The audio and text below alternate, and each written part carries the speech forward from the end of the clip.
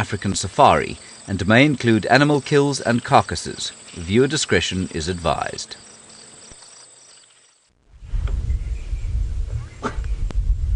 The Kudu have already started playing hide and seek with us this afternoon on the Sunset Safari. This is Safari Live.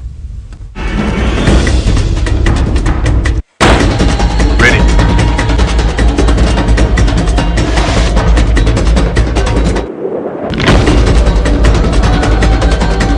Standing by.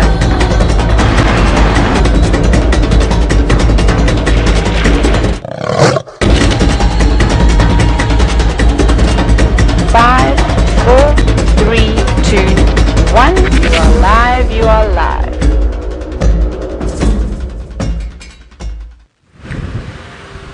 Good afternoon, everybody, and welcome to another Sunset Safari. My name is Taylor, and on camera with me today is Sebastian. Woo! And we are hopefully going to find just as many animals as we found earlier on this morning if you joined us for the Sunrise Safari. Now, of course, this is live and interactive, so if you have any questions for us, look forward to hearing from all of you today. You can hashtag Safari Live on Twitter. Now, we haven't really got a plan just yet, other than I'm hoping to see some elephants today. That would be quite nice. And then I believe Ellie is also wanting to see elephants today, and we might go and scratch around on the southern boundary to see if Thandi has decided to pop back across. If you did miss the drive this morning, we had Thandi. She tried to stalk a squirrel, and then she let some impala get away from her, which was quite sad. But anyway, so I'm sure she's still looking for something to eat. But unfortunately, some sad news. Might as well get that all out of the way. Mara won't be joining us today, so you're stuck with another girl drive. Woohoo, Ali, girl power. Hopefully we'll be able to bring you all sorts of wonderful action. It's a lovely warm day today, so I'm got a good feeling that we might see some elephants out here, which will be really, really nice. We have gone a couple of days without seeing them, and I think we need them in our lives. So we'll also go and drive around on Chitwa too. We'll scratch around there, check around those big open plains. Maybe we get a beautiful sighting of some elephants crossing through. Kudu, crossing through the marulas. It's really quite nice. I'm just going to go. Is that a gap for you? Do you need me to go back a little bit? Oh, perfect. Okay. There we go. So we first up. Well, you saw the Kudu just a moment ago. Those ones weren't cooperating. They kept moving around and out of frame. We thought we were going to start on leaves. It was a reality for us. But it is a Kudu cow, and she does have a youngster who's following behind her, and we'll catch up in just a moment. Now, they don't seem to be bothered by our presence at all, which is quite nice. They're almost, in fact, walking straight towards us. But I think it's because she wants to nibble on that little shrub and also stand in the shade, because it is hot. So that's what the animals do. Just as you and I, well, I suppose we would stand in an air-conditioned room, or if you're a guide, you'd make best friends with a chef and go and hide in the walk-in fridge, the freezer. That was always my favorite spot. But the animals, they don't have that luxury. They've got to use the shade created by all the trees. And then certain animals will, of course, also go and bathe themselves in nice cool water. Or if you're a buffalo, an elephant, you don't mind sort of wallowing around in the mud. But it's a little one. Probably only about a month, maybe 2 months old now. Oh, lovely. And this is actually quite cool, because what's happening now, this is one's following mom, but mom's walking up onto the top of a termite mound. Off they go. So I wonder if she's going to go and stand right on top of the termite mound to scan the area. Well, it seems as though little one's going to go up before her. Come on, little one. Tell us what you see. You've obviously spotted us. Video Jumper, you've said that this is your favorite antelope. They are beautiful. I like all the antelope in the tragelaphid family, so the family of antelope with spiraled horns. We saw a beautiful bushbuck ram just outside camp before we left this afternoon too. They're frequent visitors along with the Inyala. We don't see too many kudu coming into camp. It's just the pesky bushbuck and Inyala that come and eat my tomato and chili plants. They're very naughty. I now have none left. It's upsetting. I'm going to have to try again in spring. But big ears, good eyesight, so standing up on this termite mound would be a very good spot. And like we always say, coming into winter, the vegetation's thinning out, so they really are able to utilize these mounds quite well now. And they can see quite far off into the distance, and also there seems to be some tasty grass up there that they are enjoying. That little wire that you can see, that's just the aerial. I'm a bit reluctant to move, and the reason why I don't want to start the car is because I know that they're then going to just run down the mound. And it is such a beautiful sighting. But look at that. Look at Sebastian. How amazing. Just very gracefully reached over to the back, grabbed the aerial, and moved it out of his shot. So here we go. That's probably why the little one got a bit of a fright. It was like, what are you trying to do? There's a couple of little shrubs also growing right on the top of that termite mound. So that mound doesn't look particularly active. Normally those mounds are quite bare, but termites will try and utilize all the vegetation that's right around their house, rather than have to move too far away. So if it's covered in grass like this, I'm almost confident in saying that there's nothing happening in the top section. Perhaps down below, there could be some of those very intelligent insects living down there. But for now, it's working quite well for these kudu. They're having lunch with a view, I suppose. And this is as high as a vantage point that a kudu can get up in the northern sands. There unfortunately are not any koppies, any rocky outcrops or anything like that up here. It's fairly flat, but we get some rather large termite mounds. This is not the biggest one. They can definitely get larger. Isn't that great though? I'm so sorry, Alice, can I have that question again? I was too distracted. Now Alexander, you're wondering how fast can kudu run? Now, I'm not sure how fast they can actually go. They're quite speedy when you see them racing away from wild dogs. That's when I've seen kudu run the fastest, is when they're actually trying to avoid being snatched up by a pack of wild dogs. So I'm going to guess here. Let's see how close I am. Maybe somebody can help me. I'm just trying to think if my book, I've got a mammals book here. I don't know if it's going to have it in. I'm going to say, Sebastian, we're going to guess now, and then we'll check for the correct answer. I think about 60 kilometers an hour. How fast do you think a kudu can get to? We'll play a guessing game and then I'll check it up. Yeah, between 40 and 50. You think between 40 and 50 kilometers an hour. So we'll see who's closest. And of course this is a learning spot here. I'll check in my book. I do know, however, kudu might not be the fastest antelope out there. They're not related to the tsessebes. So even the red hartebeest is quite quick. That's a cousin of the tsessebe. And they can jump really high though, the kudu. So they are quite athletic. They can clear the game fences quite easily. They can jump up to about 3 meters from a standstill. Can you imagine that? There's no athlete out here without the use of a pole that could jump as high as a kudu. I think the pole vaulters would be impressed with the kudu. Right, and I'm trying to find antelope in this book. I've found them, but now there's every different species of antelope in Africa. So I've just got to find the right ones with the trachylephids. No, that's springbuck. That's not the right family. Isn't this a beautiful scene? Now, it's not often that we get to sit with kudu. Woo! Okay, Izzy, you've said 70 kilometers. That's quite good. We'll 100% check as well what my book says. It might vary slightly. This is very frustrating because I love this book. It's one of my favorite books. But to try and find anything in here is a nightmare. It really is not the easiest book to use. And then you have to go, oh my goodness. Izzy, we might just have to take your word for it and go with 70 kilometers an hour. I give up. I'm not interested. No, all the patience in the world to sit with a leopard for an entire game drive that's just inching its way to try and get down a warthog burrow, but no patience when it comes to looking through a book.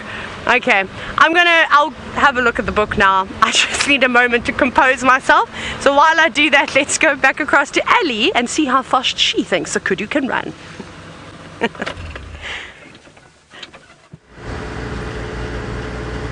Hello everyone and welcome to this wonderful afternoon out here in safari. Let me just stop this vehicle. It takes a little while because we've got no brakes. My name is Ali and on camera with me today is Gert, and we are very happy to have you guys today.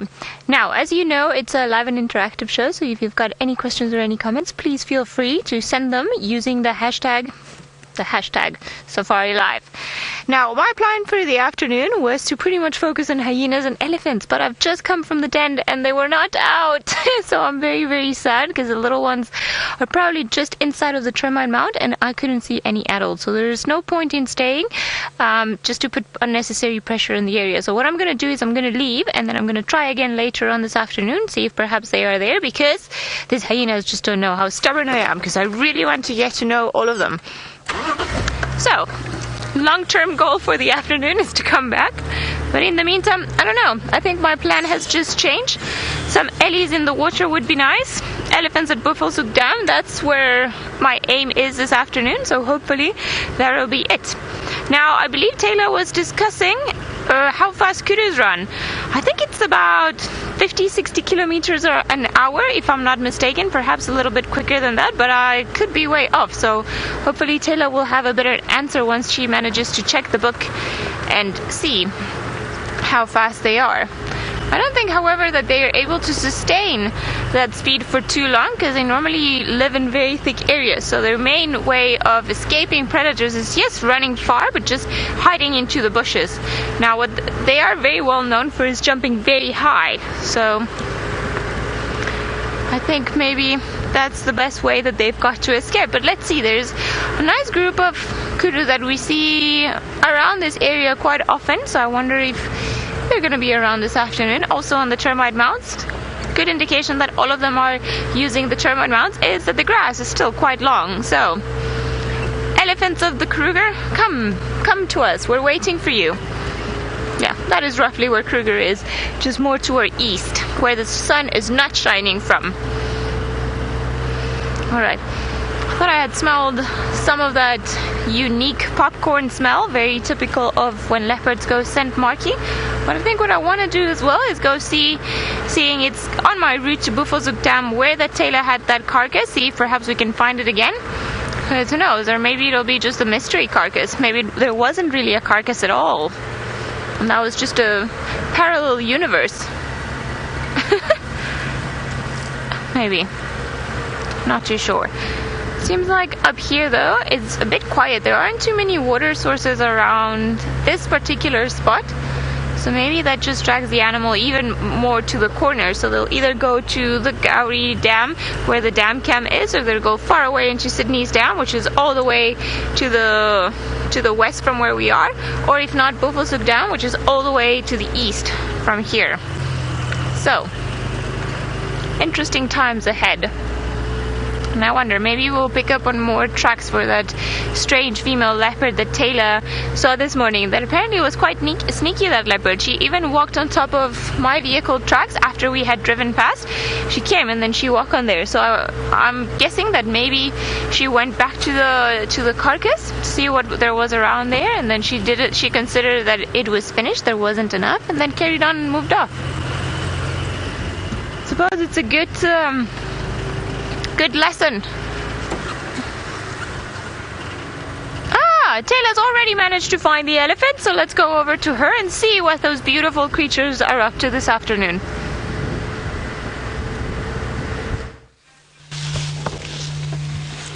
Ellie, you have no idea how lucky we seem to be over the last few days, but it is indeed a big elephant bull, and we've just missed him. Sebastian and I are kicking ourselves.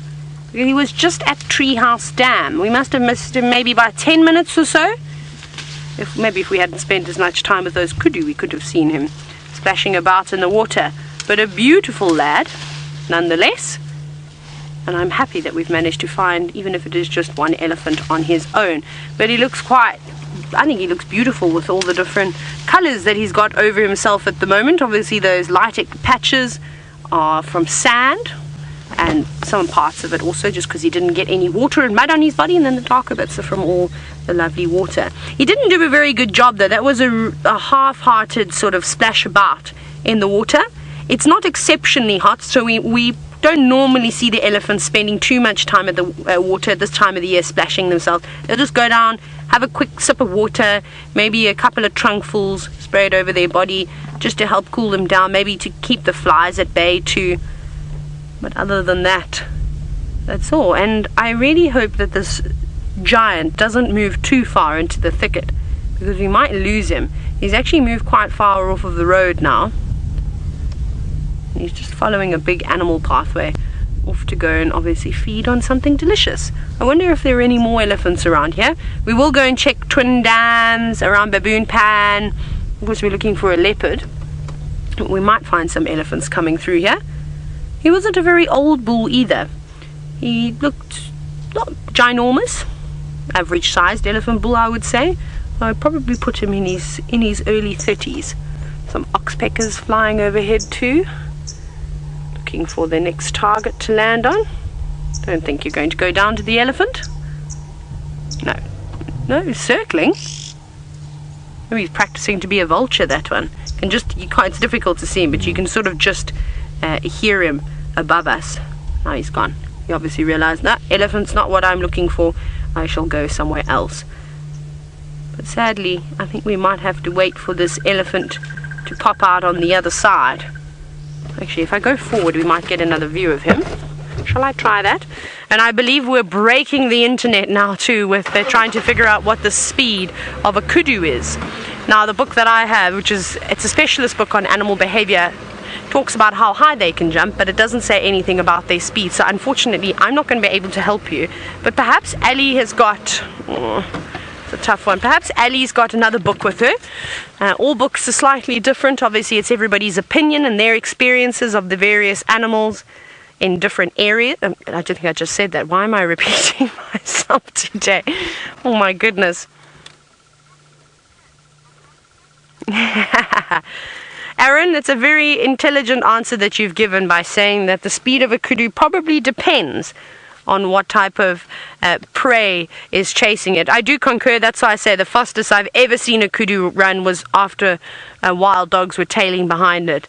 I didn't think that they could move so fast. Like I said, I know and I've seen kudu jumping over massive game fences before, and it is spectacular to see something so large and then also being so athletic.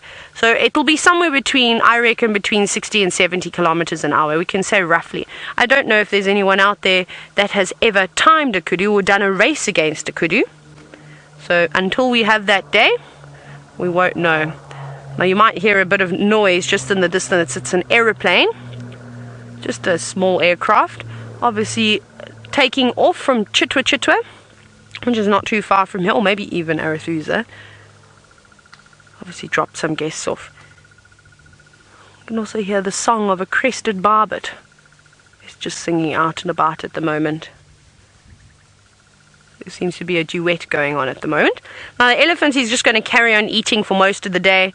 He's had a cool down, and I think he'll enjoy himself in this wooded area. Lots of bush willows, lots of round leaf teak, marulas, all sorts of his favorite fruit, maybe even a trunk full of grass. Here and there, if he sticks it under some shrubs and gets the nice green bit still. But there he goes, right behind the bushes. Let's go towards Twin Dams. Maybe we get lucky and we find some more elephants there. And we'll keep coming and checking around this area. We'll pop out on the fire break a little bit later. So something to look forward to.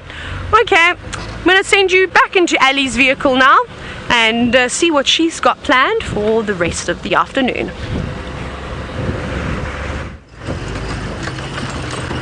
Well, surviving some of the roads is part of my plan. Now I want to come back onto this area a little bit later on, because it seems like Mvula was left somewhere just north of us on the Buffelshoek side, but who knows, maybe he'll come back down into this general direction. I know I would really like to see him, as I haven't been able to see him since, I don't know, I think last time I saw him was about a month, probably a little bit more than that, so hopefully he'll be somewhere around here this afternoon. Now this discovery that Taylor made of that carcass on top of the tree just has put this area onto under a new light for me. So I can't believe there's been a carcass and a leopard feeding off of it for so many days in an area that's relatively open, and because we're so used to not seeing creatures here, we're just like, oh, and you just don't pay attention, and it just shows how well camouflaged everything is. think maybe I'm gonna need to get me a new pair of glasses or something like that, or my first pair of reading glasses, or maybe my leopard spotting glasses, I should call them that. Maybe get them with leopard print and they can work their magic. Alright, now I think that impala up the tree was a bit further down the road, but now I'm a bit nervous that because I've missed it already, that I'm gonna miss it again, so who knows. But we are checking very carefully, just out of curiosity, and so far though, no leopard tracks on the road. So whoever it is that made that kill hasn't come back, and that leopard that was walking on top of our tracks this morning also doesn't seem to have traveled around this particular road. Outrageous. It's a very nice afternoon today, nice and hot. I think the weather is 24 and 74 if I'm not mistaken. Very nice and hot. 24 and 76. I almost got it right. I don't think my brain has that ability of converting things into different. I learn the conversion every single time and I'm like, okay, this time I will remember it, and it doesn't ever happen. I think my brain can only think in metric. Alright, dead impala, where are you? Lots of tracks here. Big marula here. No impalas here. No impala there. I think maybe this is the area where you guys had Mvula hay herd, yeah, yesterday. I think I remember all those off-road tracks from this morning when we first started driving around here. I can't even speak now. Alright guys, where... Alright, marula tree.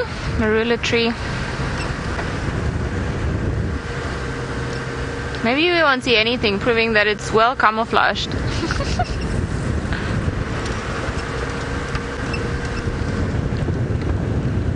Marula tree. More marulas. I think it was here. Because this is where we had that Tony Eagle this morning. Did you see it? My goodness. Marula tree. Interesting. So it's definitely well hidden, because I think it was somewhere around here, and definitely here, because we had that Tony Eagle here that flew around, and I think maybe towards, I don't know, maybe it is a mystery after all. No carcass up here. Maybe Taylor needs to show me properly. Maybe the carcass has been taken down. I will find this. Alright. I think maybe up this way. Let's try and see if we can see it around here. I am feeling quite like a poor tracker right now, because I can't find a dead impala on top of a tree. Maybe I got the directions wrong and the drainage line wrong. Oh well. I think we're gonna carry on and look for living things rather. Let's go look for elephants at Buffelshoek Dam, see if perhaps they'll be around here. And I think this mystery shall remain a mystery, just like the leopard intended it to be.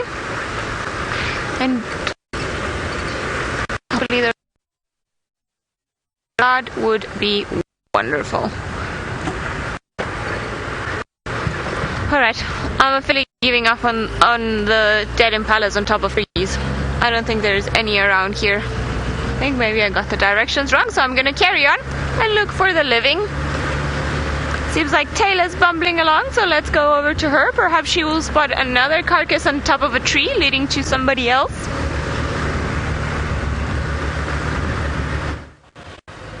I think I was so lucky with finding that alley, right place at the right time, and a question at the perfect spot too, making me turn around.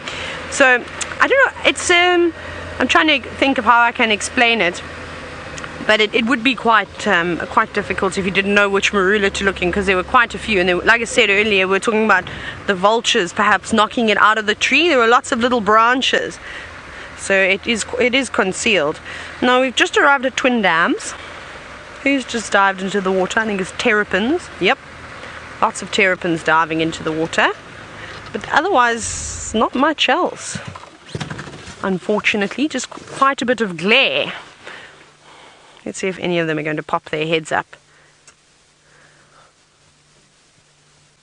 Now, I looked along Gari Main. There actually is one tiny little terrapin down there, just floating. I don't know if you can see it. The others have gone MIA now. It's a very little one floating. I don't think it realizes that we can see it. But other than that, so far it's been pretty quiet. Did it go away? Where did it go? Oh, it's... How did that happen so quickly? How's that? Oh, there we go. Here's a big one. It's swimming! No, come back. Everything's hiding from us now. Perhaps that's all the luck we're going to have for this safari. We're seeing that elephant. No, the terrapins are not playing ball today. Okay, fine. It's very rude of you, terrapins. What we'll do is we'll have to find the beautiful big terrapins that live around Chitwa Dam. Now, I've seen a squirrel, though. It looks like it's going to chase the starling. Can you see it? It's just running along the long grass. There it goes. Just about to disappear. So it just came out of a bush willow tree, and it's obviously come down to try and have a look for any little nuts or things that maybe it's stashed away. Leslie, you said that we normally see so many birds at this dam. Where have they all gone? Well, that was great. That little squirrel was very nimble. Perhaps it's training for Ninja Warrior, going to do all sorts of things. Leslie, I don't know where all the birds have gone. You know, we see this every now and then. It's the same thing as Wildebeest Dam with the dam cam. We obviously are able to watch that all the time. And I reckon the bird numbers have completely dropped too. We used to have the white-faced whistling ducks living there. Mr. and Mrs. Blacksmith lapwing we obviously saw this morning, and an intruder. The little three-banded plovers are around sometimes. The odd dove and pigeon comes down to drink. But I suppose it's just this time of the year. Wait when we get to summer again. Although, no, now it should be nice during the day, because it is warmer, so all the little birds are coming down. I'm perhaps just not being patient enough. Now, where are we going to go from here? I think we're going to go back. We're going to go through the Mulwati, and I'm going to try my luck around Leadwood Road and Cheetah Cut Line, I think, for now. We'll just have a quick scratch around there. We've just got a bit of a way to go. Just check, triple check for any tracks. Nothing.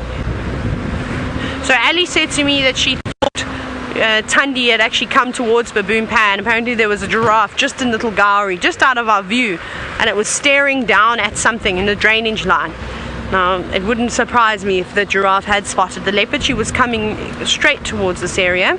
She could have also turned back and go back the other way again, the way she came.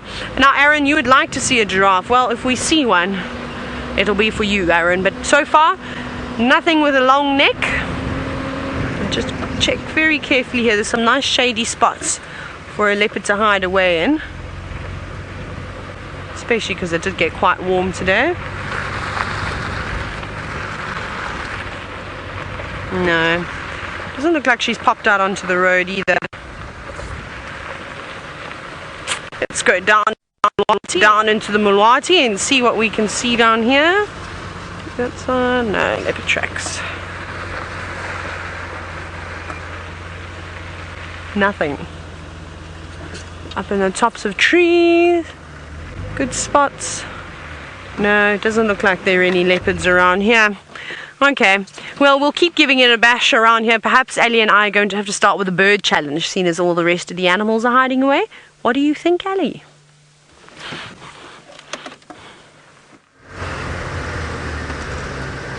Taylor, maybe we should. I am approaching Buffelshoek Dam, so I'm hoping I will be able to tick up some birds or start accumulating birds for the challenge here, and we'll trust everyone to keep score for us. Although, thankfully, luckily, this morning we didn't actually keep numbers, because I think Taylor definitely would have won. Now, let's see what there is around Buffelshoek Dam. It's looking very eerie today. Lots of impala. That is a good thing. Seems like we've just missed them coming down for a drink. As I see, the whole herd is up on the top on the dam wall, and then the rest of them have gone down. Now I want to maybe spend a little bit here, see if perhaps we can start racking some birds and add them onto our list. But let's have a look around and see what it is that we can find here. Maybe one day we should also do a tree challenge. Hey, Taylor.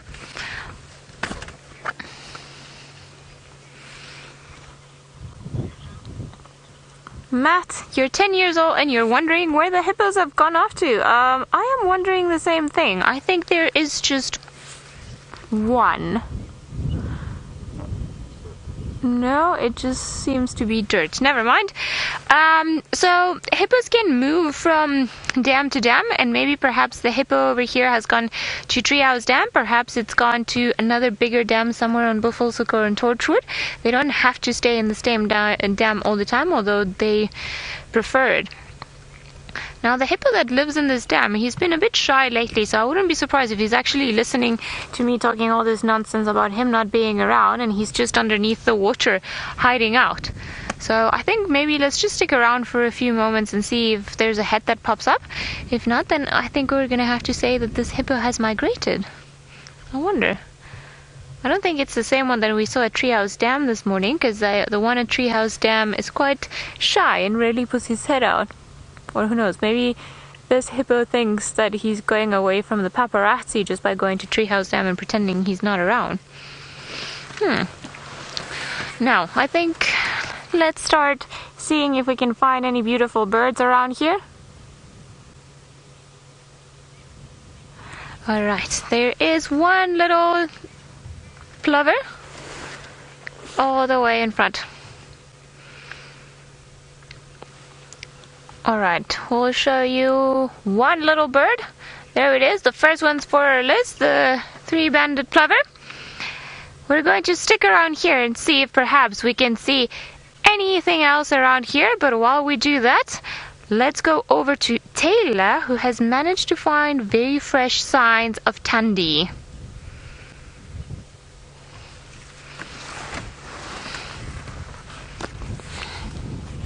The camera's going to shake just slightly. It's because I'm trying to climb out of the car as gracefully as I could. Now, yes, you can see fresh leopard dung. This was not here this morning, which is a great sign for us. That's very, very good news. Actually, I want to poke it. It sounds bizarre that I want to poke dung. I want to have a look and then also show her tracks. Okay, so let me show you her tracks very quickly with a stick. If you look over here, there's a little footprint. 1, 2, 3, the 3 lobes, so that tells us straight away it's a cat. And of course it's not particularly big in size. I'll put my hand this way. It's probably about the third of the size of my hand. So I know it's Tandy. She was right in here. This is where we had to leave her. Now this is this dung. Still quite soft. I don't think this is particularly old. Now, I wonder if she's done this because she's now had another meal. Maybe she went in there and she managed to capture one of the other impalas that we could hear making a bit of noise. Right, so we'll go and have a look. Let's do that. So let's carry on trying to follow the track. This is the hard part now, is trying to stay on the track. So I'm going to go exceptionally slowly and I'm going to look very carefully on the ground. So I do apologize if it may seem like I'm neglecting you. I promise I'm not neglecting you. I just want to find you a leopard. And I know that you'll be very thankful if I can find you a leopard. So the tracks are coming this way. They're not going back just yet. So if she has killed something, she'll go and look for Tumba. And I'm hoping that this is what happens. See, now I don't have the tracks because the ground is quite hard around here. But we know she came from Chitwa side. So let's go towards Chitwa. And I think the closest water would be at this pan just opposite Cheetah Cut line. We'll just check. There's no point checking down here on the ground. The road is absolutely terrible, so hard. And here are some sandy patches. Let's just confirm that she keeps coming up this way. You know, I don't have any tracks. You just go right off of the road here and just make sure she didn't decide to walk on the other side. No. Let's just go and check up at the pan anyway. Let's do that. Now, Sharon, you're wondering if she could be scent marking the area. Oh yeah, most certainly. And she was doing so this morning as she was walking about. But remember, when a leopard is, if she is going just about on a territorial patrol, if there's anything that pops up that she could catch, she will try and get it too. But it's just unusual that we watched her go all this way and now she's come back almost using the same route. So I wonder if she maybe didn't use exactly the same route and actually crossed back into Little Gari. This turns into Chitwa just now. Hello Hornbill, so we're tracking leopards. We'll have a look at you a little bit later.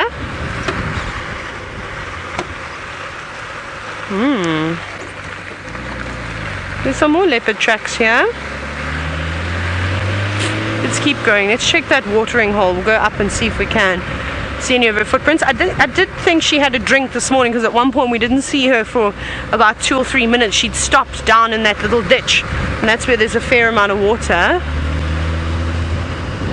Just keep checking here. We're not far away from the dam now. Sneaky girl. Also a couple of elephant tracks scattered around here. Let's go in and have a look. Let's go in right here, in fact.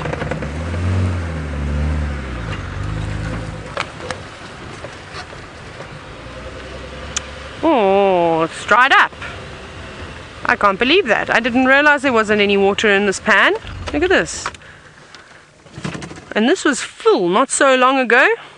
Just seems to be a Birchall starling hopping around. You can see our shadows. I'll wave. There's a little Birchall starling. Also, I think looking for insects that would maybe be coming down to drink or to get a bit of moisture off of this damp mud. And I can see a ground scraper thrush. I'm actually going to reposition for you. I'm going to go just around the bend here because I want to see if there are any tracks coming out. And then there's a tiny little rise. I think it's a piece of dung. But there is a ground scraper thrush sitting on it. Can you see it? Just running off just to the left of that massive animal pathway.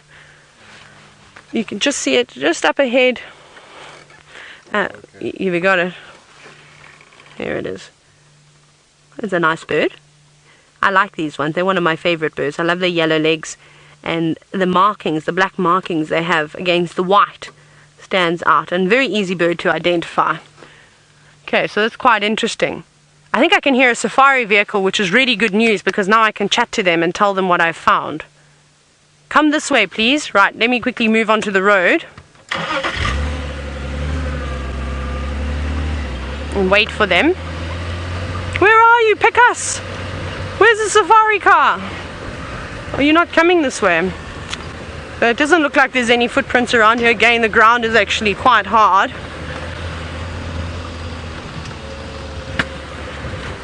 So let's check. Yeah, because this is the direction that she came from. You have to really focus when you're looking for animals. Now I don't know where that car has gone.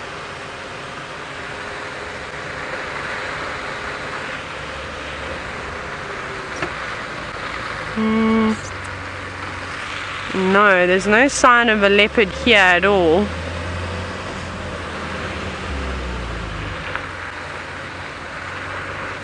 She could have taken a shortcut. She could have gone anywhere, in fact. Perhaps we'll have to go back to the last position and go on foot and just sort of see where exactly they go. But while I do that, I'm going to send you back across to Ellie, who's doing a bit of birding.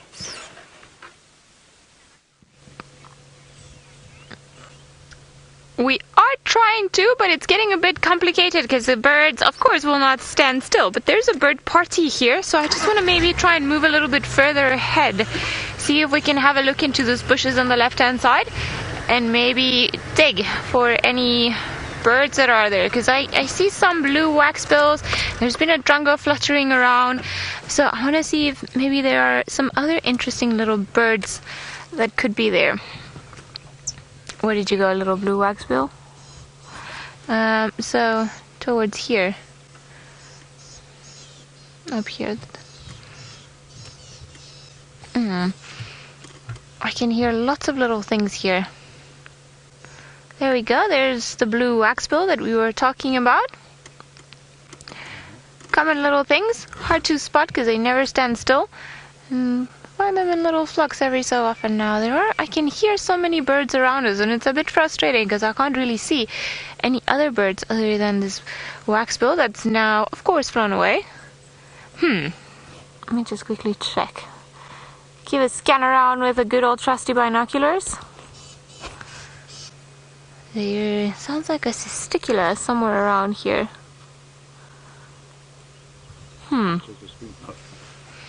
Nope. Blown away, sorry. Alright, let's maybe reposition. I think there is a grey go-away bird somewhere around here because I just hear the very characteristic wow. I'm gonna try really not to get offended by this little grey go-away bird that I cannot see but I can hear perfectly well. Bye-bye, guys. Lots of little waxbills flying here. Now let's see, I think there are some more in this tree ahead of us, this bunch.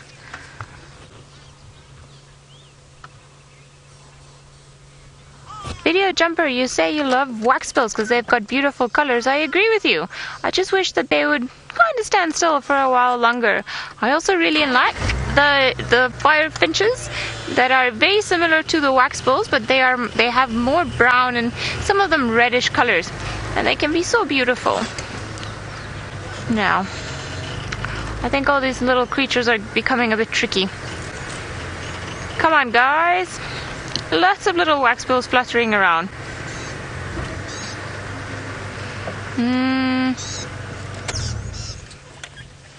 Let's see, maybe in that dead tree ahead of us. Nope, nothing there. I can hear you, cisticulas. Where are you? That beep, beep, beep, beep. That's them. Alright, I think I'm starting to become a bit crazy here. Too many good places for all of you to hide. No wonder you don't get eaten by anything. Alright. It's a bit tricky with such small birds to try and show them on the camera. Crowpal, you're wondering what my favorite bird is. My favorite birds are oxpeckers. I think they're some of the cheekiest creatures out here, and I just laugh every time they go into any animal's ears. It is very funny. And ironically, because they tend to go into rhinos' ears a lot, because the skin inside of a rhino's ear is slightly thinner, so it's easier for them to just pick on the ticks. People for a long time believe that oxpeckers would actually nest inside of the ear of a rhino, which of course was then disproven, but but it would be a very fun notion. Imagine just having little eggs, carrying them around. I'm sure that wouldn't have been nice for the rhino's sense of hearing. Now at least we've got a very cooperative drongo all the way up there. And now I'm trying to rack on the common birds before Taylor either finds a lot of spots or a wonderful bird party in an area that's a bit more friendly. So there we go. The drongo. Fork-tailed drongo, it's his full name, and you can see why. Well, the tail looks pretty much like a fork. Now there's a very similar species of bird around this area that's called the black flycatcher, and it's just slightly smaller, and the tail, instead of being forky like this one, it's actually round. But it looks very, very similar, especially if you're just catching a glance. And I think a few days ago I was actually looking at one of them, but because I just saw a black bird, I automatically assumed it was a drongo, and then upon further inspection we realized that I was wrong, that it was actually a black flycatcher. Alright, thank you, drongo, much obliged. At least you were out there. You can always count on the drongos to be there. Now, I've been very lucky with elephants on this road, but it seems like maybe not today, might not be the day. And it's very thick and lots of little birds flying around, so we could hear quite a few of them, but perhaps not see too many of them. Let's see if maybe we can find another bird party in an area that's slightly less thick, and have a look there. There are some old signs of elephants being around here. Perhaps nobody's been down this highway in a few days, and that's why everything's dried off the way it has. Oh, having said that, not too far from here there's that nest for those hawk eagles. Might take us a while to get there, but I'm sure we could slowly find our way down there, see if perhaps they finish with the nest, or if either one of the eagles is there. I would really like to see them, because every time that I've driven past there in the last few weeks, they haven't really been around. So might be a good idea to go and check up on them and see how they're doing, if they're still around, and how life is in general. Now, where are you guys? Any birds? Interesting, not too much.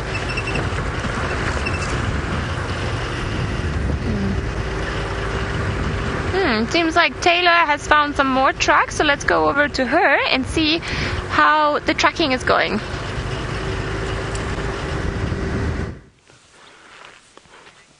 Now, I apologize if you look at me because my shirt is all very wet, and I thought I'd tell the story and just provide a bit of entertainment. I took a sip of water from my bottle and then touched the brakes at the same time, and it was a disaster because basically all the water just poured down my throat, down my neck, and also down my shirt, which has now left me. It was quite refreshing though, it was really quite nice. Sorry Sebastian, I should have splashed a bit back at you on this warm day. That's not the reason why we've actually stopped here. I've stopped to just take a look at the leopard tracks, and there is another car coming, and I will have a chat with them. So this is Tundi. She's walked here, she's turned, it might be difficult to see, but she has sprayed her urine up here, so she's definitely marking her territory, but I can't really see too much of the urine. Let me get back in the car, but we know she's come here. Right. Oh no, this is coming undone, my little straps to also hold all the things in place. Now I'm just going to take a moment. You can look at the beautiful scenery to the left. How lovely are those tamboti trees? Isn't that fantastic? Hi, how are you? I'm very well. Hello. So Tundi's come back from this way. Okay. Her Machimba's there, and then all her tracks come up. She marks against that quarry, but now I don't have any more. I know she came this morning from the new Chitwa driveway, so I might go all the way around and just check. Maybe she's going to fetch Tamba. Okay, I'll let you know though. Keep you updated. Cool.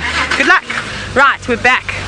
We're back again, so just quickly chatting away here about where this leopard could potentially be. So Sebastian and I were also chatting, and I bumped into Dylan, Brent's brother, and he said that he'd found Tundi this morning from the Chitwa new driveway, as you heard me saying now to Ralph. So now I'm confused because they've come from that way and they didn't report any tracks, but we'll just go anyway. Maybe she stopped to have a little rest.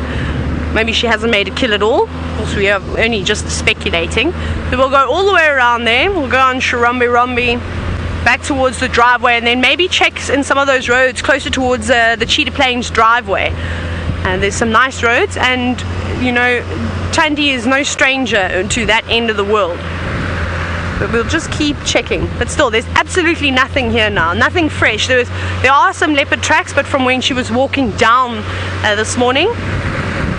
Other than that, it's a tough one, but we'll keep searching. Hopefully we'll be able to I'm gonna have to have some more water, and this time try not to spill it down my shirt, otherwise we'll run out. We'll hopefully find something. Now Ellie's ahead in the birds, I think. That makes me a bit nervous. Let's look for a little bird party very quickly. Perhaps we can get some. And Alice is just confirming my suspicions that she's indeed ahead of us. You know what I'm going to do as well? I'm just going to very quickly just check here on Cheetah cut line just a little bit to see if she didn't change her route completely. Nope, just impale the tracks.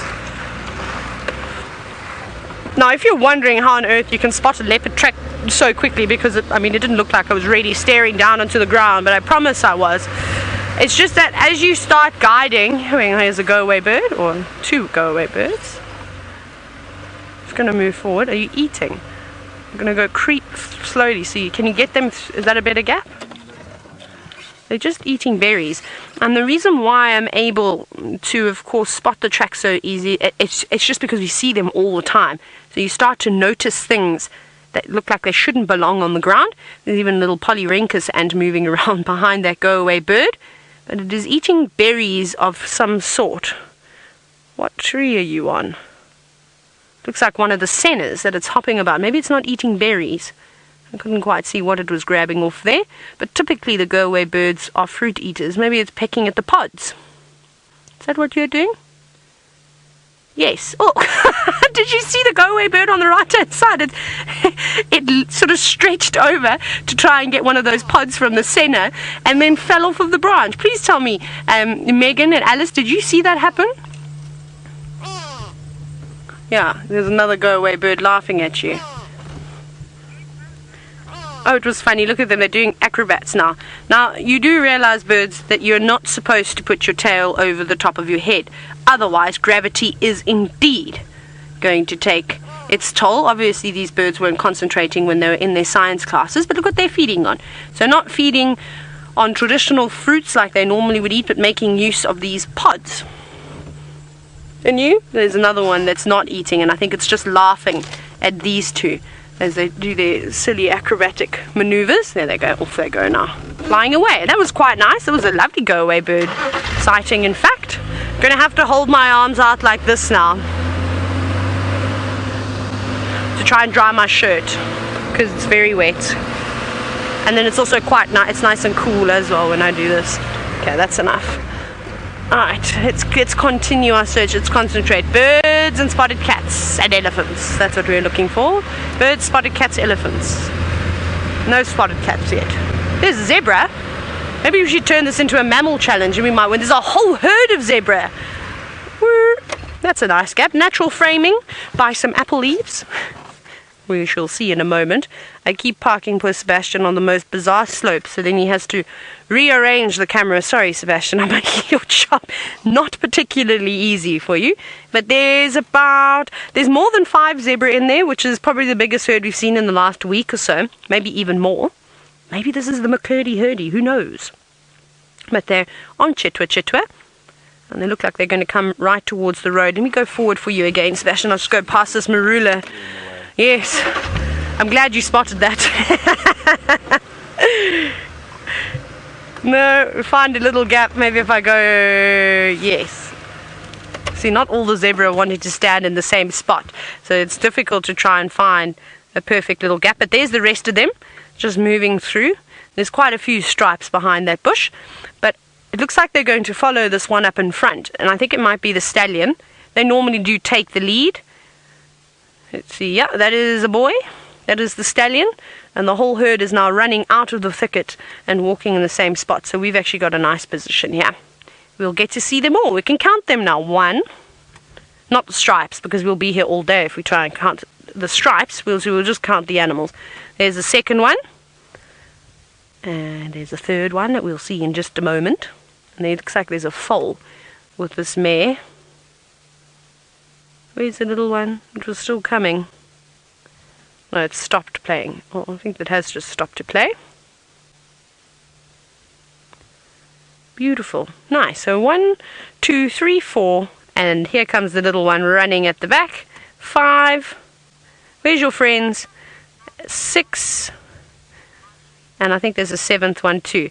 Ashley, you said that you love zebras. I do too. They're really amazing animals to watch. We've had a lot of luck. Look at this little one's full of beans. There's an older member of the herd that it can play with. Doesn't seem to have as much of a spring in its step as that youngster does. And I enjoy watching zebra, especially when they get a bit frisky and they do chase each other around. They're quite comical. It's just like watching horses really play in a paddock with each other. They do exactly the same thing. So 7 zebras in this herd. What a lovely size. Isn't that beautiful? And I think, Seb, we might actually have to reverse again and try and get another view of them. Let me try that. It's the stallion.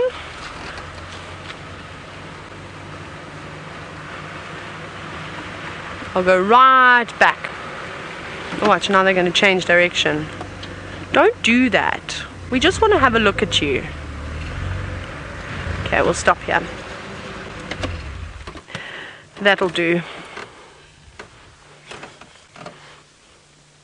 Here comes a little one. Racing stripes coming through there. I reckon that this little zebra needs to go and meet that hyena, that fluffy hyena we saw this morning. Look at that. He's even squealing a little bit too. There's something biting your bottom. And look, you see that tail's moving quite vigorously. I think it's maybe been stung. Video Jumper, you said it is a playful little zebby. I actually think now that it's being bitten, and that's why it's resorting to cavorting around like this. Show me being stung. It wouldn't surprise me. Let me move back again for you. Sorry, Seb, we're doing a lot of maneuvering around here. But the zebra obviously haven't got the manual or haven't read the Sabi Sands guideline to Safari Live. Hi. No, it's okay. Relax. They're not relaxing. Don't be silly now. It's just us. See, now I know straight away that this is not the McCurdy-Hurdy, because they would never do this to me. They would never turn their backs to us and run away like that. And that is actually a stick that's going across your screen. I just switched off because they weren't 100% happy with us, but now they've forgotten that we're even here, and they should actually walk right past us. But shame, yes, I think that little one was having a bit of trouble. I'll never forget the one day I had a rather large thoroughbred. His name was London Class, and he was 17 two hands. Can you believe that? Oh, I'll move out. They're coming across the road. He was an absolute monster. When I bought him as a 4-year-old, I didn't think he was going to mature to that size. I learnt my lesson that 17 two hands is a horse that is way too big for me to ride. Anyway, he was naughty. He was very sort of hot-tempered. It was typical of his sire. And of London News. He was a very good racehorse, actually, and they were all quite fiery, and he had a very fiery personality. But I'm digressing now. The one day I was having a jumping lesson, and a bee stung in between his legs, and he bucked like a bronco. Now, he was known for the best bucks in that stable yard. He bucked every single person off there, even some top riders. Oh, that's an injury. And yes, I fell off. So I know it's not pleasant when a horse gets stung by a bee.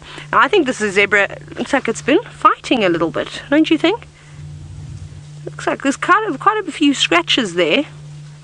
But that looks like a typical hoof to the rear end. That does not look like it's been attacked by a lion or anything, because I've had to spray much purple spray on injuries just like that. It looks exactly like it has been kicked. And zebras do get a bit rowdy at times. Like I was saying, they become very, very playful. And if you've ever seen a zebra fight before, wow, they can get quite aggressive. Yes, I know, you keep running back to Mom for reassurance. And look at that tail go. Come here. If you come to me, I'll have a look for you.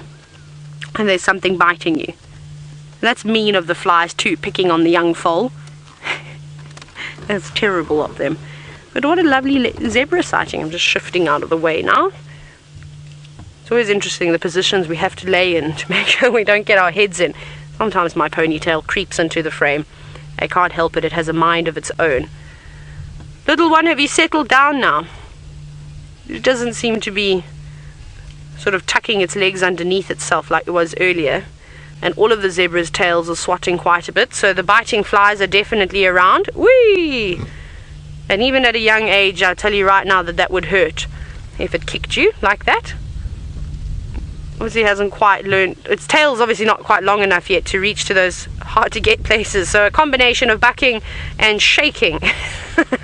Put your left foot out, put your left foot in, put your left foot out, and shake it all about. It is so sweet, but I also feel a little bit sorry for it. It's not enjoying itself. It's not very comfortable. Go and run through a tree, little one, and that's something that the zebra has still got to learn. Oh! Bucking bronco. I think you're in the wrong industry. You shouldn't be a safari wilderness zebra. Oh no! Oh my goodness!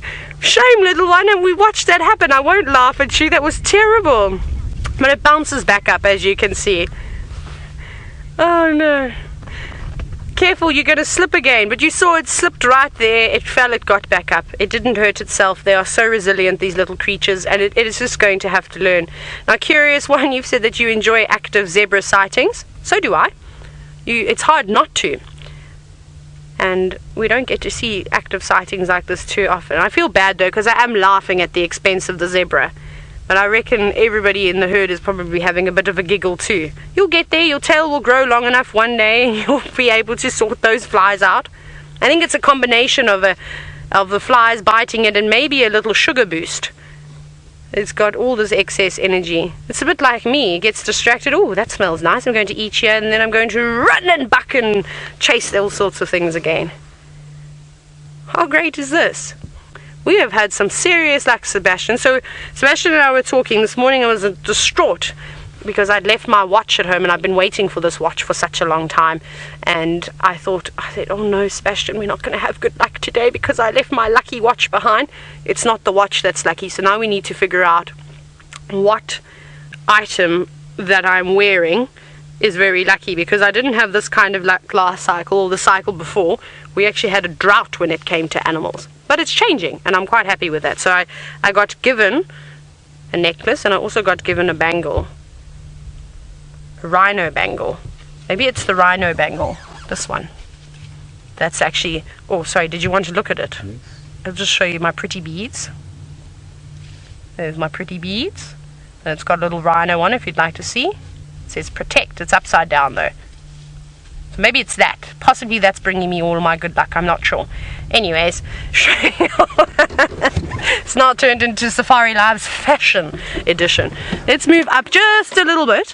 I do want to just maybe pull off of the road in case there is a car that comes from behind, because we are on Gowrie Main, and that's why you are seeing the power lines. In case you're wondering, it's not a zoo. We do have to bring electricity to this area. Actually, let me go up here. No, we can't go up here because this is not Djuma anymore. We're trapped. We're gonna block the whole road. That's what we're gonna do, and we'll move when somebody gets here. But very cool. It's been a wonderful afternoon. Hopefully it's going to be another game drive that we're basically going to blink my eyes and open them again, and Alice will be doing the countdown with me. It'll go really fast. I love the drives that are just so busy that you don't even get to check the time. Yes, stamp your feet, kick your legs, swish your tail. Those are all the right steps to trying to get rid of little insects.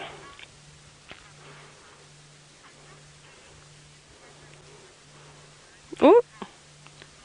Now, Karsten from Denmark, you're wondering at what age is a zebra considered fully grown? I would say around maybe 3 or 4, no, well, a horse becomes fully grown in about 6 if it's a thoroughbred. If it's a warm blood, it's normally later, about 7, 8 years old. They're normally only maturing at that sort of age. So zebra, I'm going to go with maybe 4 or 5 years old. The females will be able to breed at that age. And I don't think they'll be doing too much more growing. Even with a stallion, oh, careful, might just fill out slightly more. But it won't get too much taller. They normally would have reached their sort of height by then. Sorry. Shame, little one. Look at it, breathing quite heavily now. It's obviously warm, and it has been running around, bucking and racing around in circles, and I'm sure swishing your tail like that too can use quite a bit of energy, but luckily there's still an abundance of food around. I wouldn't like to watch a zebra do that if we were in the peak of the drought, because you just use all your resources, all your fuel that you've been storing, and you don't want to do that when there's not a lot of food around. But that little zebra hasn't got to worry about a thing, because it will still be suckling, and at least mom will be able to keep producing enough milk. That's another old injury. Now that big cut along that zebra's back, sure, actually looks like it was quite deep at one point. Now that could be from a lion. It could be running and cutting itself on a branch, a low-hanging branch. That can happen too. I've also had a horse that's done that. It could be from a number of different things. But it seems as though they've been fighting quite a bit in this herd.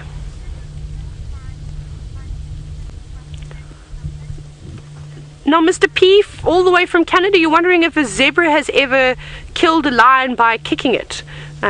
Most certainly, I'm sure that's definitely happened. I haven't ever seen it happen before, but I know that it doesn't look like much when that young foal was kicking about. But just put that behind a big stallion And you can imagine what that must feel like. And they've also got exceptionally sharp teeth. So biting, kicking, very, very powerful hindquarters. One blow to a lion's head or to a lion's jaw could easily incapacitate it. So it could break a lion's jaw, and there's no coming back from a broken jaw right here, because you won't be able to eat. And in order to survive, you need to eat, of course.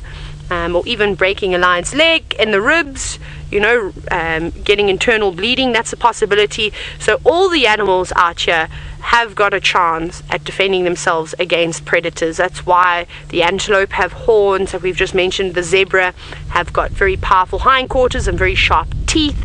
Giraffe have got a very powerful kick too. And wildebeest and buffalo, they've got horns to try and protect themselves. They've all got natural camouflage. So they do definitely have a chance at getting away. But unfortunately, that's not always the case. Most of the time, the predators do succeed and do win. At this time of the year, though, the predators have a better chance. In the summer months, once the animals start recovering from winter, when the food was less and we've just come out of a drought, they really are quite fit and strong. Right, we'll see what else these zebra get up to. Otherwise, we're going to continue on our leopard search, and hopefully we'll find a spotted cat. But let's go back across to the leading bird lady, Ellie. Woo! Almost on the roller coaster. I think we have come all the way to Gary Dam just to have a look at the wildebeest migration that's going on around here. Do not go away, guys. We are just here to observe. We're not going to eat anyone. Well, this is quite amazing. I'm sure these were all of the ones that we saw earlier on today when we were... okay, son, I think I'm gonna... Sorry. Let me just go slightly forward, and maybe we won't have that bright reflection of the sun right where it is. Maybe here is a bit better? No? All the way there. Yes, sir. Alright, we are just trying to find a good angle where the sun is not going to be reflecting on the water too much, so that we can have a look at everything that's going on here. It seems like maybe the wildebeest of Djuma have decided to put on a migration show for all of us. Thank you, guys. That was very kind of you. Now, if anybody needed a Mara fix, this is almost the way to go. A bunch of wildebeest by the water. Sadly, no crocodiles here. So I think it's a good thing for them, because they'll all be able to survive this watery encounter. Coming down for a drink. And I'm sure this is the herd that we saw this morning. There's about maybe 30 of them.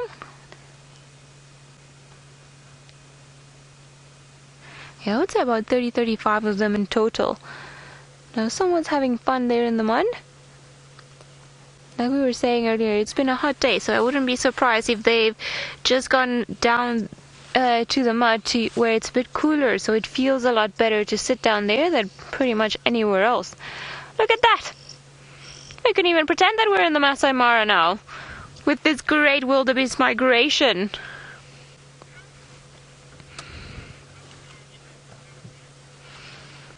Cripple, you're wondering what's the name for a large group of wildebeest? Well, I suppose just a herd? Herd of wildebeest? I don't know if they've got any fancy names, but as far as I know, they're just simply called a herd of wildebeest. Now, we've got a few that are doing some very funny stuff by the edge of the water, and they keep, rolling around in the mud. Very buffalo/elephant-like of them. And I'm sure it's because it's been such a hot day, they're trying to cool themselves down, but I'm also trying to get rid of some of those annoying parasites that can live on their skin. Oh, guys, you're really enjoying this mud bath. Or, well, it's not a mud bath, but beauty treatment, perhaps? Even the youngsters are doing it.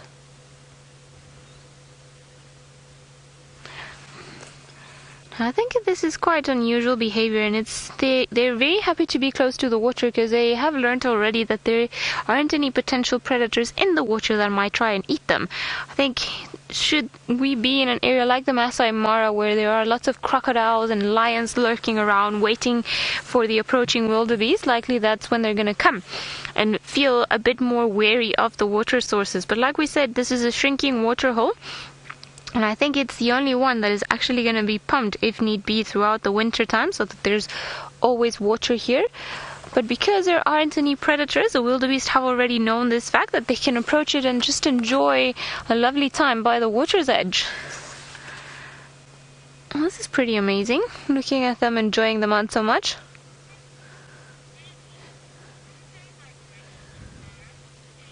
Stevie, you're wondering if these wildebeest will migrate to the Mara. No, they will not migrate to the Mara.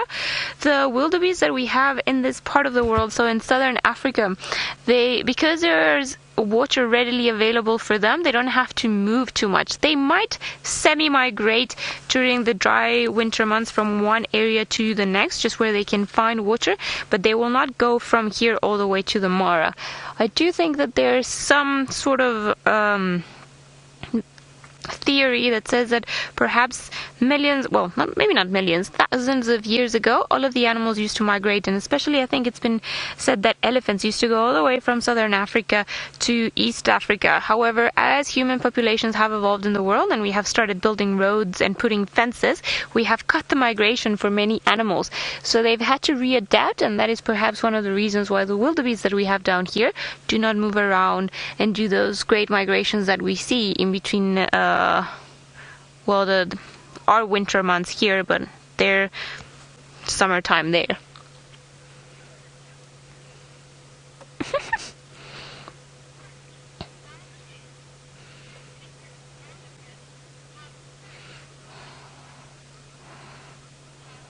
Classgate, you're wondering if female wildebeest have horns just like gazelles. Yes, they do. They have horns just like the males. Normally, bigger sized antelope, both males and females, tend to have horns. And they come into pretty much aid for their defense. So males wildebeest and female wildebeest have got horns, which makes it sometimes a bit tricky to tell them apart from the distance.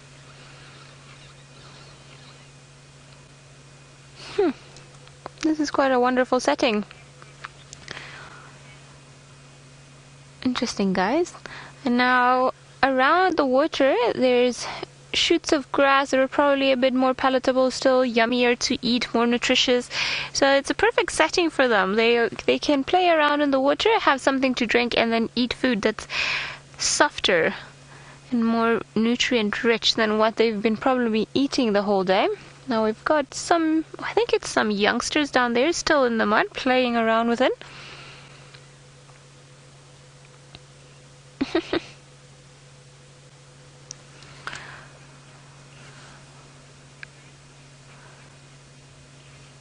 Kelly, you're wondering what the lifespan of a wildebeest is. Well, in the wild, I would put it somewhere around maybe 10-12 years old. Probably on average we would find that it's a little bit less than that, but that would be my normal average.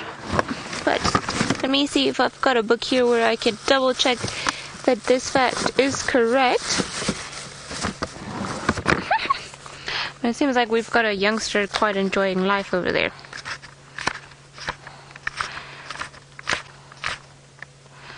Alright, let's have a look. Kudu, not Kudu. I have lost one of my very trustworthy animal books. I am not too sure where I have put it, and that makes me worry quite a bit. Alright, lifespan 15 years. So, according to my trusty book, it's about 15 years. I would imagine that in reality, they live slightly less than that, just because of the hard conditions that they can live upon, and I assume also it's area dependent. But I think probably 15 years is a good average here. I would assume that the ones in the Mara perhaps live slightly less because they have to migrate, and as we all know and as we've been seeing, lots of predators lurking around waiting for this time of abundance.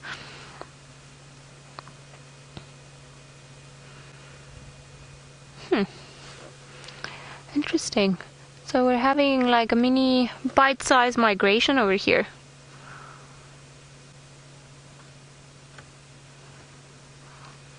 I wonder if they're going to head back to quarantine, or if perhaps they're going to go into greener pastures later on. And by greener, I just mean pastures that are not here, because this is as green as it gets for this time of the year. Now, I don't know. I'm trying to think if there's any potential open area that they might enjoy, but I think it's quite thick all around here. So I would have imagined that they would just pretty much do a bit of a circle and go back to quarantine where we saw them this morning.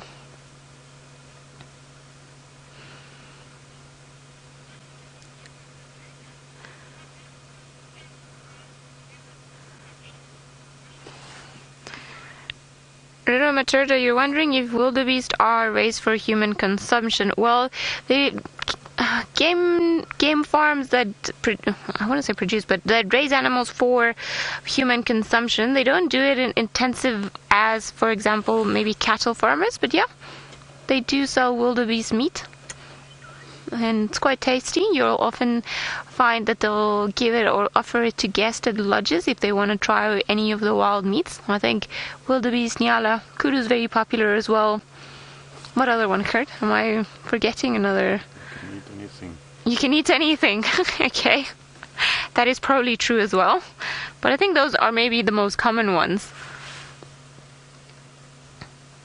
But yes, there are, and in fact I think in South Africa a lot of people prefer eating, or it's very common to eat venison rather than cattle, just because it is also believed that venison is a lot healthier than cattle. A lot of the times you'll just see that people will leave their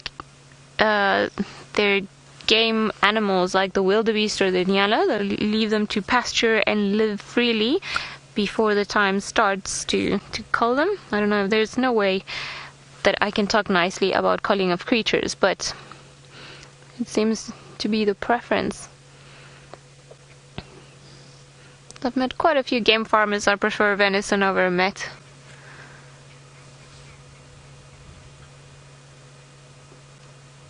Sorry, Alice, you just said that a herd of wildebeest is also called an impossibility? Is that correct? Implausibility.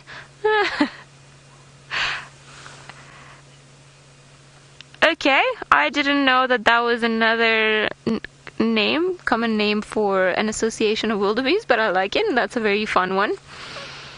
I think my favorite still of all time will still be a parliament of owls. Congress of baboons. Congress of baboons. No, you see, I just hate politics so much, so I don't really like that one. You guys are having the lifestyle here, playing with all this muddy water. Yeah, you're lucky that you don't have to migrate. And that no crocodiles have come down here. See, all of the big creatures that we've got in this area, they have learned that neither Vlad or Boris and now crocodiles live in here, so they approach the water far more freely than what we've seen them approach other water sources, especially Chitwa Dam. When we've had animals, even we had that wild dog sighting at Chitwa Dam a few weeks ago, even when they start to come for a drink. And now this is also a predator. They approach the water so warily, so scared that there's going to be anything there that might be able to get them. So I think we're also looking at some very spoiled wildebeest, because they know they can just come and have a drink. Some head shaking there. Oxpeckers, yes, another bird for our list. Well done. The red-billed oxpecker, very loyal little creature.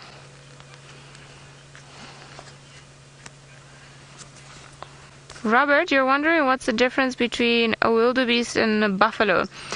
Well, alright, I think the easiest way to show you this is perhaps to try and get my book out, because they're very different creatures. Now, both of them will have horns, the males and the females, and they are somewhat similar shape, and then of course they are both of that dark color, but the buffalo are much bigger in size and are potentially dangerous to humans on foot, whereas the wildebeest, not so much. They could be, I mean, if you found yourself on the wrong side of a wildebeest, but they are not as aggressive as a buffalo could be. Now, I have found the wildebeest on the book, just need to find the buffalo. I wonder why my little trustworthy mammals book has got all the names in what's the name of this language? German. Alright, B for buffalo.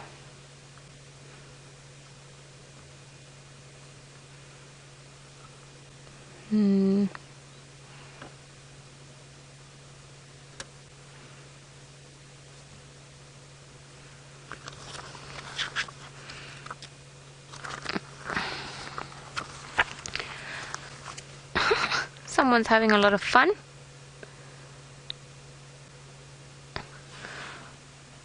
Probably they'll have far fewer ticks on top of them now that they've been all dust bathing and putting some mud on top of them and cooling down. And if we were to walk there, who knows, maybe we would find lots of ticks.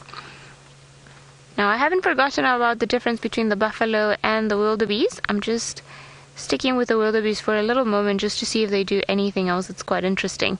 Because this is very unusual. Well, it's not unusual behavior, but we don't always capture it on camera when they start using their horns to loosen the soil and then roll around, almost like we saw that zebra do yesterday. It is quite a funny thing to watch, isn't it?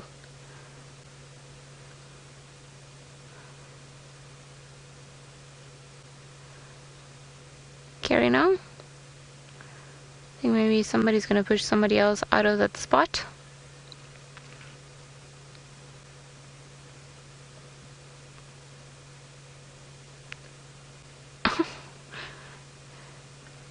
Loosening the ground and just marking. This is also what males do a lot of the times as a display.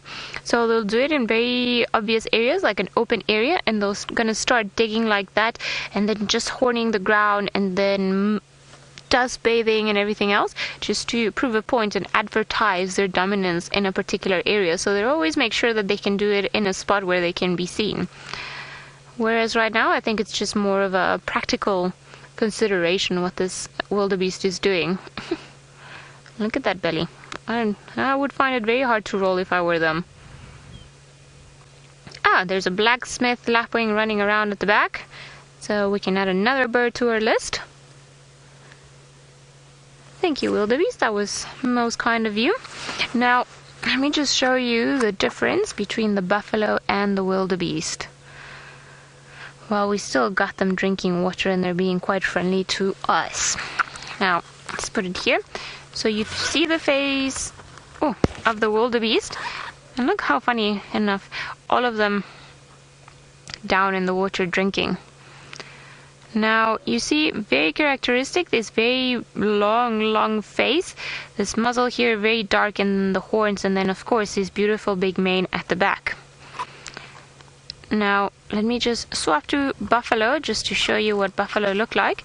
So you see, very different animal. Buffalo looks very much like a cow, very big ears, and then they've got this massive horns. Somewhat similar to the ones of the wildebeest, but maybe if we do this, that'll be easier. Look, time for you to cooperate with me. So you see, we've got here the difference in between the two of them. So the buffalo have got the horns, no mane on top here like we see on the wildebeest, and on a much shorter face. So if you look at something that looks pretty much like an angry cow, likely that's the buffalo. If you look at something that looks something in between a cow and a horse, that's a wildebeest. Alright, we're going to stick around here with the wildebeest, see what they get up to, but while we do that, let's go over to Taylor, find out how her tracking's going.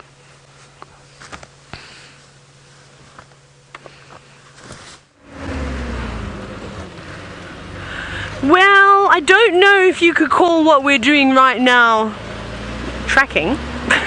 We don't have any more tracks, unfortunately, so we're bumbling. Sebastian and I are trying to think like Tandy now, but it's not really going according to plan. So her tracks, we saw where her tracks came from this morning, right on Chitwa new driveway, but they come from even more south. So we're driving right into the boundary of Chitwa, and what I'm hoping, oh hello Koki Franklin, what I'm hoping is not going to happen is that I'm going to end up on another property that I shouldn't be driving on, because I don't know where all of these roads go to, so I just take my chances. Where'd you go, Koki Franklin? There was one here. Let me see if I can hear it moving through the grass. It's been very quiet. I think it's gone with the freeze maneuver. It's now hiding away from us. But it was beautiful. It was a male Koki Franklin. Where'd you go? I can hear the rustling. Is it over there? I just heard some movement through the leaves. Let me go forward. I think I can see it.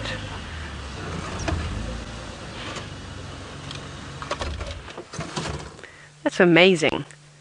It's only taken about 2 steps off of the road, but now it's completely invisible in this grass. I can't see it anymore. I can hear it moving though, can you hear it?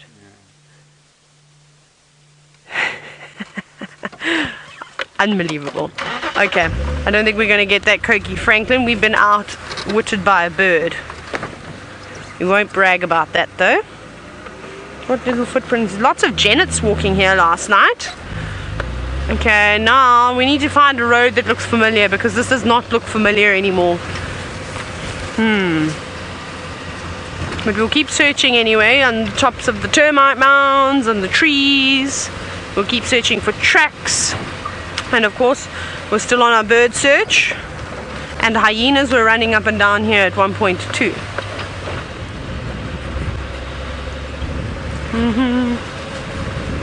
Right. We might have to turn back and go on the same road that we've just come from. But I can't imagine we're driving anywhere we're not supposed to be driving just yet.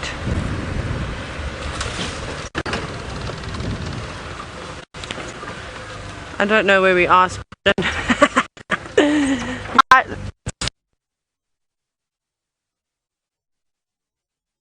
There. Right.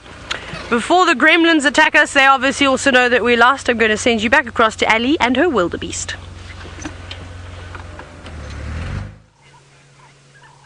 Our wildebeest have all of a sudden decided to start running in the wrong direction. Wonder what it is that they've picked up that they didn't like. I do know that there's what seems to be a bull away from all of them, so maybe they've just decided that they don't want to be herded by a boy? I don't know. Worth sticking around here and finding out what it is that's happening. It's been the day of mysteries today. Now while we're here, we might as well try to do some birding, see who else is around and what else we can find, because there are some Egyptian geese down in the water. Whew. Lucky spot in between all the thorns, yes! Lots of them around here.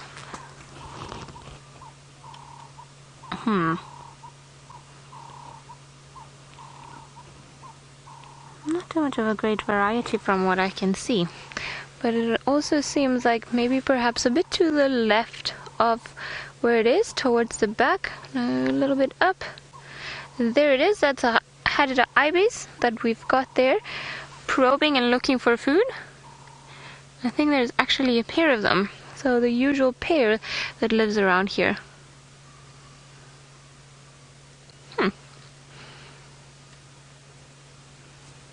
Interesting, guys. Oh, it seems like our wildebeest are not done with the water and the mud, are they? Perhaps they were just not ready to leave. Yeah, of course I had to say this, and then you're going the wrong way. I think it's quite a lovely afternoon for them to be able to do this, just spending some time here doing something different. As we don't think that they were here yesterday, so maybe this is also quite an event for them.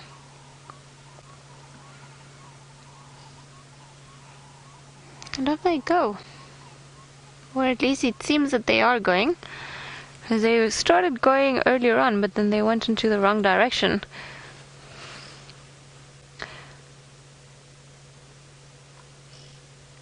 Now you see those funny backs that they've got?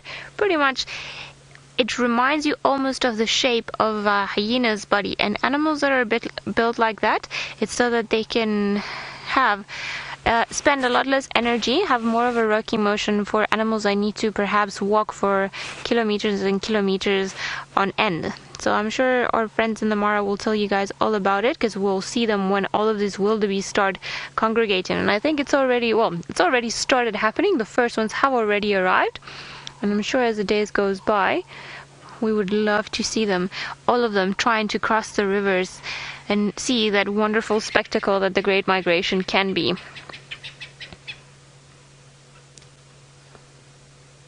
For now, I must say I'm really enjoying our little Djuma migration. That's of a much smaller scale, but it very wonderful to have so many wildebeest here. The first few weeks that I was here, I think we only had the one odd lonely bull around the dam every now and again, and perhaps the same one that we moved off to quarantine, but it seems like lots of ladies have come and joined, and I wonder where they've come from. I don't know if perhaps they came from Arathusa. I know that there were some wildebeest there, but it seems like now they're all here, which is wonderful.